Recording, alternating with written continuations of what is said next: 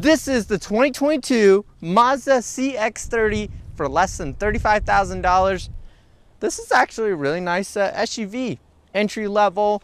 This is the premium model, and I believe this is their turbo. This is their 2.5 liter turbo all-wheel drive with the premium plus package. And the color on this, you can see it's like a blue with a sparkly on it. They call it the deep crystal blue Mecca, M-I-C-A. And this has been a fun car driving. I've never driven a Mazda, so first time experience, I'll tell you that. And from first time experience, it's been fun. A little different UI. The UI is a bit different, but it was very easy to learn. I love the cluster on it. It's got a smaller LCD screen in the middle so I can adjust everything. It's got the still analog on the left and right. It does have adaptive cruise control. It has some cool camera features I'll show you inside. And I can actually access the cameras while driving down the road compared to most vehicles that are locked out after 7 miles an hour. If you're going 60 miles an hour, you still have access to the cameras, which cameras show the 2 side wheels. You also have the front camera. It does not show the rear camera, so that's a little interesting. I wish you could switch that. So it has a little button inside where you can switch that. Again, $35,000. Let me tell you what this comes with. So for $34,000, this comes with the 2.5 liter turbo engine, the Skyactiv Drive 6-speed sport mode at 227 horsepower, 310 pounds of torque, 18-inch black alloy wheels, and some really cool headlights. These headlights actually turn when the vehicle's turning left and right. I haven't seen that many vehicles for less than $40,000. That's usually a major upgrade or a purchase, which could cost around $1,500, which Toyota has in some of their vehicles.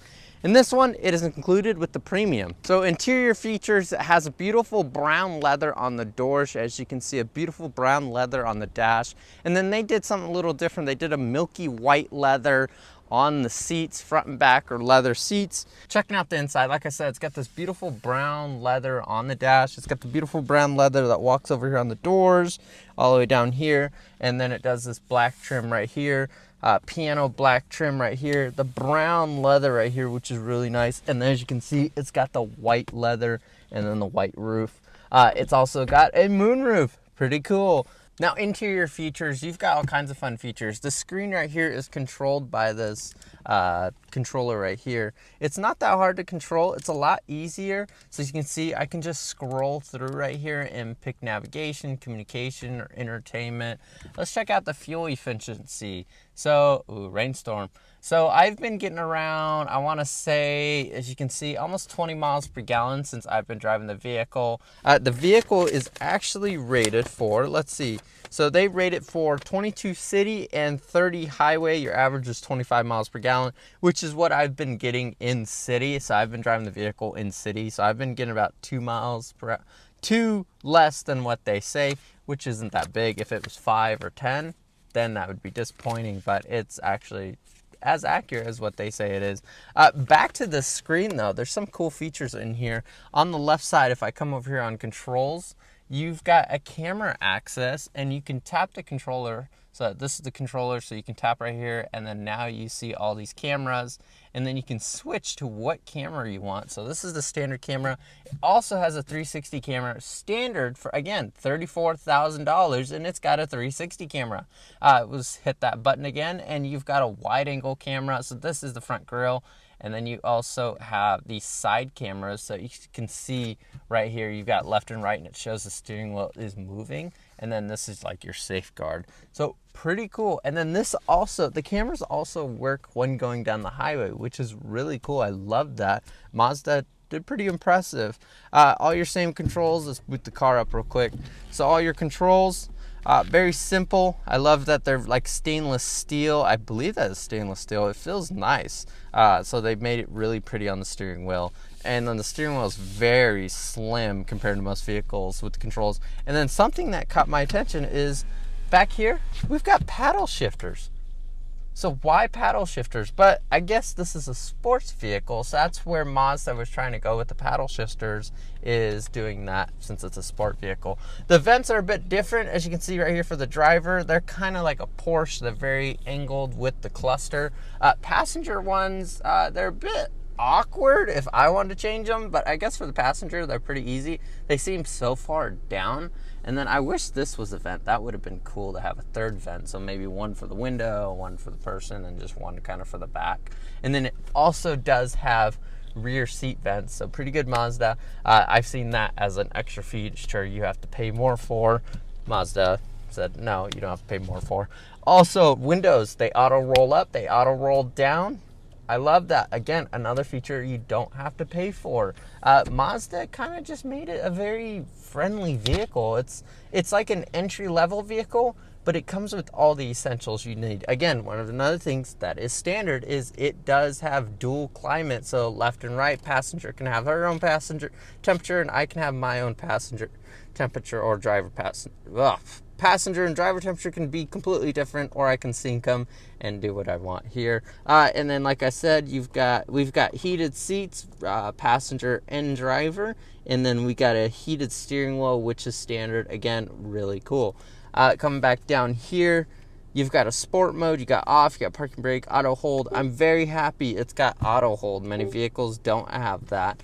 And then these are all your controls for your monitor. And then up here you've got all your radio controls, which is pretty interesting. So you just click down and control that. They're not up here. Center console, which is a fun one. So you push the button right here and it just doesn't lift up. Okay, it threw me off. I was like, what is going on, Mazda? You actually slide it back, and it's got two slide options, one right here or one right here. Or you don't have to open it at all. You just slide it. You grab what you need and slide it forward, or you slide it back, you lift up, and then you can grab what you need. It was a bit awkward trying to figure that out. I wish it just had the option to come up, but again, I see what Mazda was trying to do. They were just trying to make it really cool and different, unique. I definitely do love this feature where I can just access things like that without opening the whole thing. But again, it was weird trying to figure out. As you can see, these little slots. It made no sense trying to figure those slots out because there's two different ones and they're only just like an inch different. Let's check out the rear of the vehicle and see how much room's in the back. Before we check out the back of the vehicle, there's something funny. As you can see, the controller, I'm pushing on it right now. And when I hold down, you hear this. Do you hear that? It seems to be doing like an error, but watch this. But if you do it properly when the car's in park, you hear this.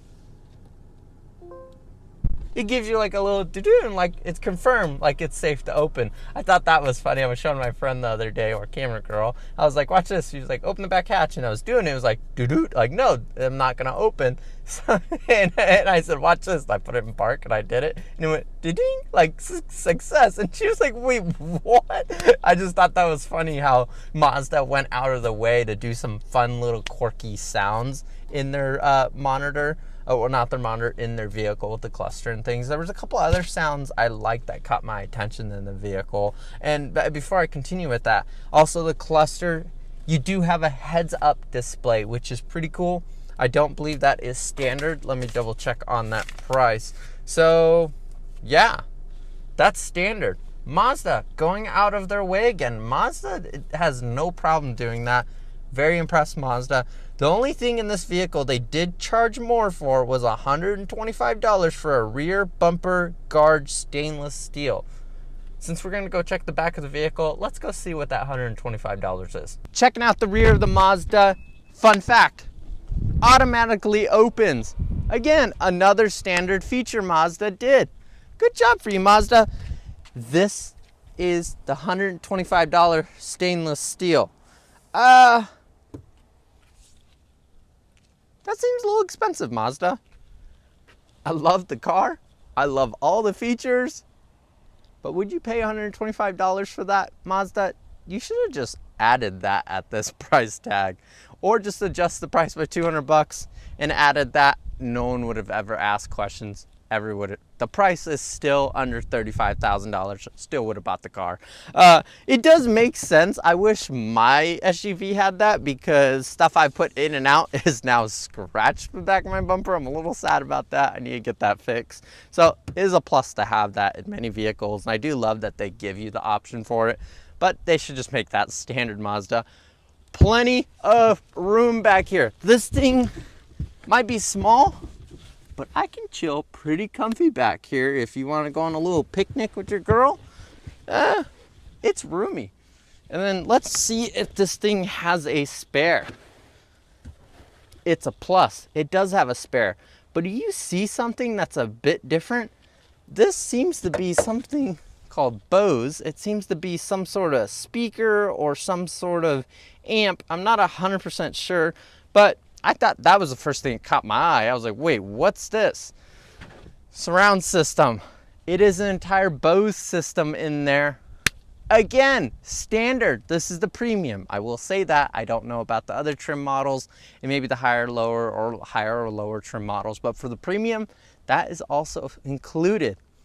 Mazda is just insane, including all these fun features for a great price. I've got a vehicle I can recommend now for 35 grand. I think lots of people would like.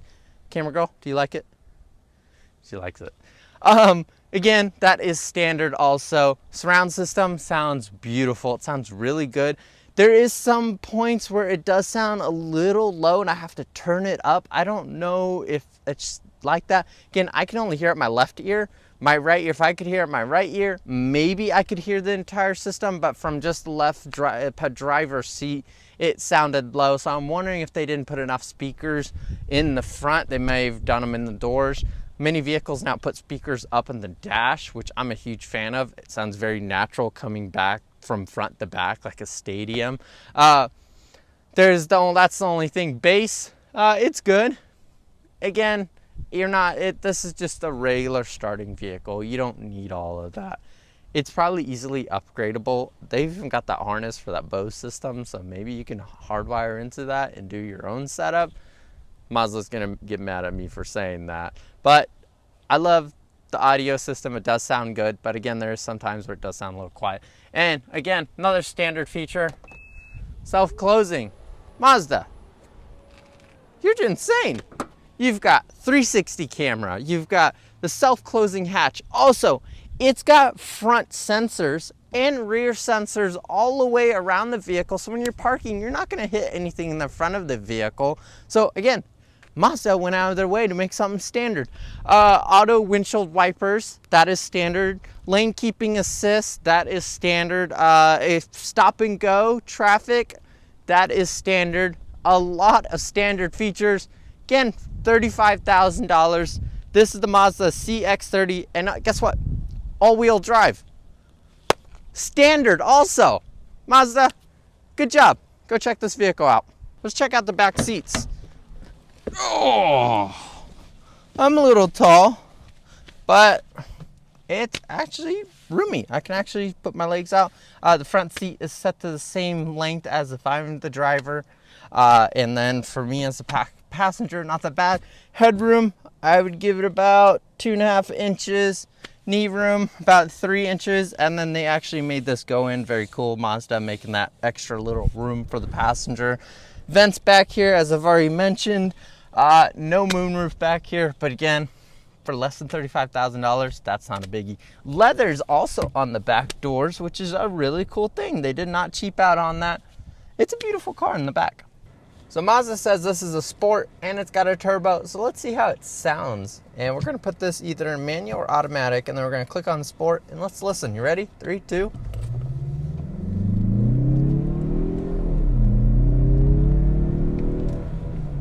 Not bad, Mazda. It's pretty quick. It's as quick as a Toyota GR86, I would say, which is an odd comparison, but it's quiet inside while driving, but at the same time, it is quick. That's what I like. Yeah. And then just tapping the throttle. It sounds pretty cool. I don't know what exhaust they put on it, or they just did really well making it, but it sounds clean.